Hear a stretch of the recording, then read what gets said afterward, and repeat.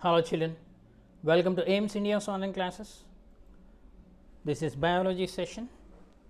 You are watching 6th class environmental pollution part 3. In part 1 and part 2 we discussed some important facts related to pollution. The environmental pollution can be studied under different headings such as air pollution, water pollution, soil pollution. These are the three major. So, we are in the soil pollution. So, let us continue our discussion. Are you ready children? Solid wastes. The solid waste consists of all the unwanted, undesirable materials thrown into the dustbin. Okay. It may be composed of biodegradable or non-biodegradable. The two terms we come across. Biodegradable means which can be converted into inorganic substances or which can be converted into soil. They are called biodegradable. Example, the waste from plants and animals, they are biodegradable. Non-biodegradable means the substances or the wastes which cannot be converted into soil. Okay? They are called non-biodegradable. For example, iron, plastics, etc. Okay? So, open dumps used for disposing the solid waste serves as the breeding grounds for rats and flies. Okay. So, most of the time what we do, we throw the waste materials into the waste lands. Okay. So, at the time what happened, these solid waste materials, they serve as the breeding stations for rats and flies. So, therefore, sanitary landfills are used as a substitute for these. The biodegradable waste can be either aerobically or anaerobically broken down using the microbes. Okay, we can degradable, the name itself is indicating biodegradable. In the presence of some microbes, we can degrade those wastes. Okay. The non-biodegradable waste must be recycled or reused or dumped in landfills. That is why nowadays some awareness, the people are educated to separate the wastes. Everyday domestic waste we can separate into dry waste and wet waste. The wet waste may be from the kitchen. Okay, the dry waste may be the paper, wrappers or any plastics or anything. Okay. So, they must be separated. The hospital wastes also contain very dangerous, hazardous materials which have to be disposed properly. Why? Because the hospital waste may include some cotton plugs which are submerged in the blood, pus or any other surgeries. Okay. So, they must be disposed properly. The hospital wastes are generally incinerated. Incinerated means the process in which the waste materials are heated at very high temperature. Okay. Irreparable computers will be there on electronic goods. They make up the e-waste, the waste, electronic waste they are called. So, which are either dumped in the landfills or are incinerated once again. Okay. E-waste can be recycled also to recover the metals such as copper, iron, silicon, gold, etc. So, to use the plastic waste in an efficient way, Polyblend, a fine powder of recycled modified plastic, has been developed. the modern technology. Okay, the waste, the plastic waste must be made into a fine powder or recycled modified plastic, it is called. Okay. So, when poly blend, the blend of these plastics with bitumen, it can be used to lay roads with greater water repellent capacity and greater life. Okay. So, we can use that blend for making the roads. The various sources are: number 1, the municipal solid waste, it consists of paper, leather, textile, rubber, glass, waste food materials from the home, offices, etc. Okay, municipal solid waste, these are. Next, industrial waste. What are the sources of the industrial waste? So, industrial waste as a source of pollutant. So, it contains the waste like scraps, fly ash, etc. So, they are generated from the industries. Okay.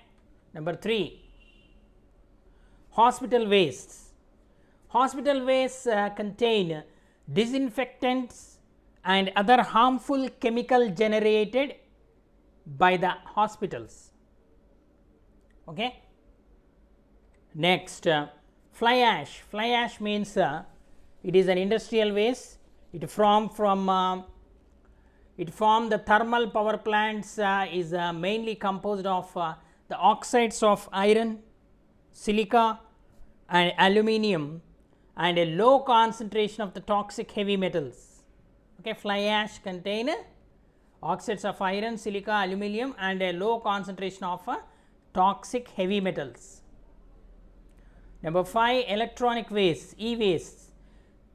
There are nothing but damaged electronic goods and irreparable computers. There are various following methods of solid waste disposal. We say they are the 5 main sources of solid waste materials. Then the methods for disposing these solid wastes. Number 1, open burning. It involves the burning of the municipal waste in open dumps to reduce volume.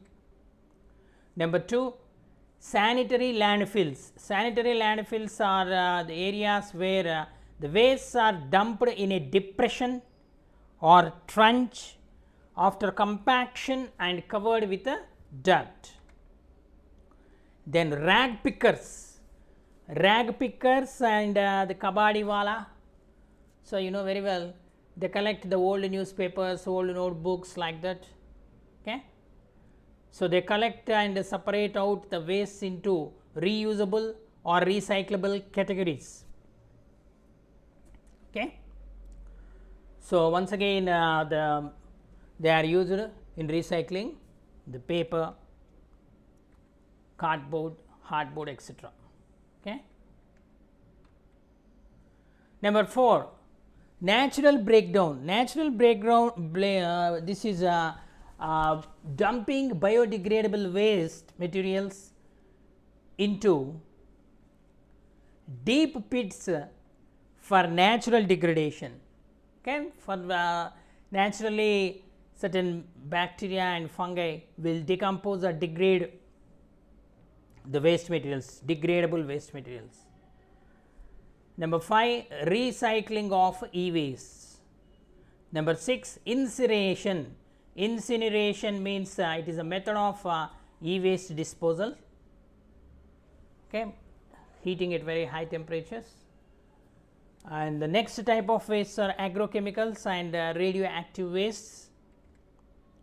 The agrochemicals, the increased use of pesticides, fertilizers for increasing the produce has led to eutrophication and biomagnifications in water sources.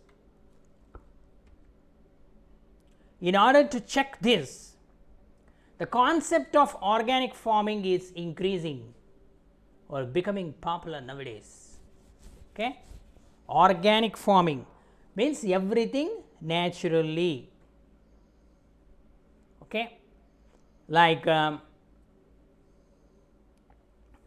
manufacturing of the fertilizer, natural fertilizers, that is biofertilizers or composts. Okay. So, that when we use biofertilizers and composts to increase the agriculture production, the fertility of the soil also will increase. Okay.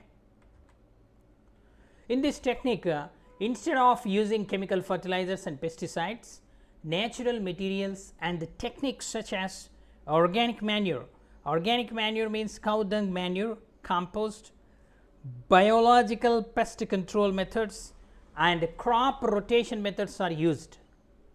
Okay. So, this biological method lead to a balanced soil which does not cause soil infertility, but causes the rejuvenation of the soil. Okay. Soil will be enriched with nutrients. Next, radioactive waste.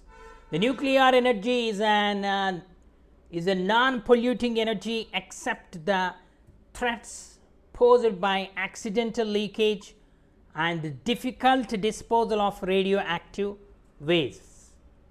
Okay. These radioactive substances, what are radioactive substances? The substances such as radium, thorium. Okay. So, these materials or these substances are emitting nuclear radiations. Okay. They cause severe damage such as change in the genetic material, that is DNA structure. It is called as mutations, and cancers in the lower doses, very low dosage of these radioactive substances may cause a very high damage, and higher doses can be lethal. Lethal means may cause a death also. So, that is why radioactive substances usage must be minimized. Okay. Nuclear power plants especially use this radioactive substance to generate the nuclear energy. Okay. So, this nuclear energy can be produced by fission and fusion.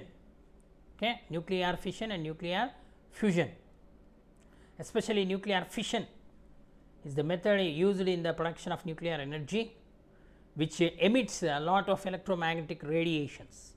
The radioactive waste should be suitably pre-treated in shielded containers buried under rock surfaces about 500 meters under the earth surface. Okay. So, that we can prevent to some extent we can prevent radiation. Next type of pollution is noise pollution. Nowadays, this noise pollution is also irritating the people in the urban areas. The noise pollution is mostly an undesirable sound or the sound which generates horrible discomfort on the ears. Okay. The noise pollution is defined as unpleasant and undesirable sound levels that cause serious discomfort to the living organisms. It is measured in decibels. Okay, the unit to measure the sound is decibels. The sound levels beyond 100 decibels can cause a permanent hearing loss, and the noise of around 90 decibels causes auditory weakness. The industrial sound limit according to the World Health Organization is 75 decibels. 75 decibels. Beyond the 75 decibels may be harmful, okay, cause some auditory problems.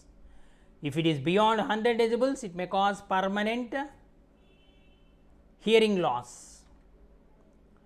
So, in the contemporary society, noise has become a permanent aspect owing to the daily activities such as transportation, industrial manufacturing and technology. Apart from this, for pleasure and fun, okay, the sound systems played at the time of these functions, okay, celebrations.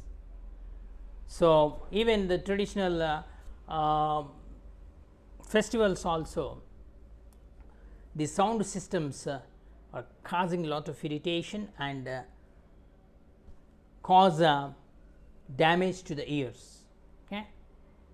So, in contrast to the other types of pollution, noise pollution lacks the element of accumulation in the environment. Okay. This is only the difference.